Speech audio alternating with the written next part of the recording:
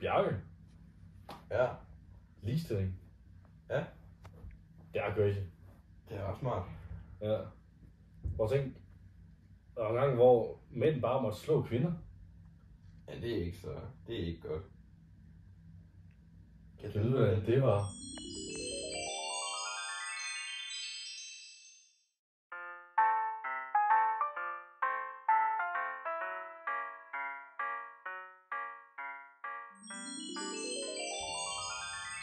Ja, det er vildt, hvor længe man bare kunne slå sin kone, uden der skete noget ved det. Ja, det er crazy nok. Men så i starten af 1870'erne, så blev der oprettet Dansk Kvindesamfund. Ja, var det ikke dem, der kæmpede kvindernes sag i Danmark og sådan noget? Jo, det var dem, der var med til at ændre grundloven i 1915, tror jeg det var, så at kvinder også kunne stemme. Stemmeret, stemmeret, stemmeret, stemmeret, stemmeret, stemmeret, stemmeret, stemmeret.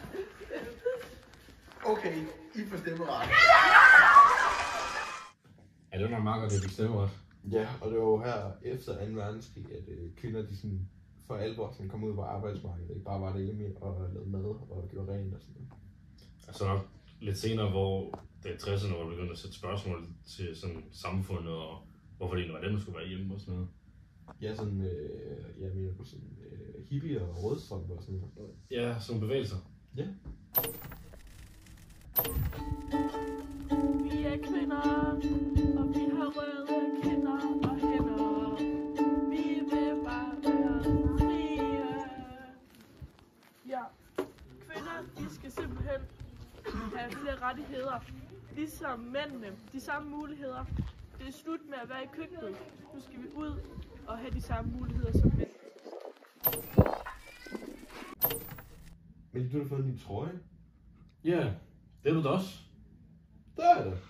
Ja, men tænker jo ikke over, hvor meget det her kvindeoprør i 60'erne og 70'erne faktisk har gjort for nutidens kvinder. Altså, der er mange flere jobmuligheder nu. Du kan jo som kvinde både være præst og lærer og mere.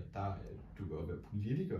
Altså de her brancher, som der førhen var meget kønsstereotypiske for mænd og meget mandsdomineret, det kan du jo være som kvinde nu. Ja, altså det er jo kun en god ting, kan man sige. Arbejdsmarkedet er jo blevet langt større siden kvinderne er for mænd, fordi der var flere mennesker. Alene i forsvaret, som jo er Danmarks største organisation, der er kommet 25% flere medarbejdere, som altså bare kvinder jo.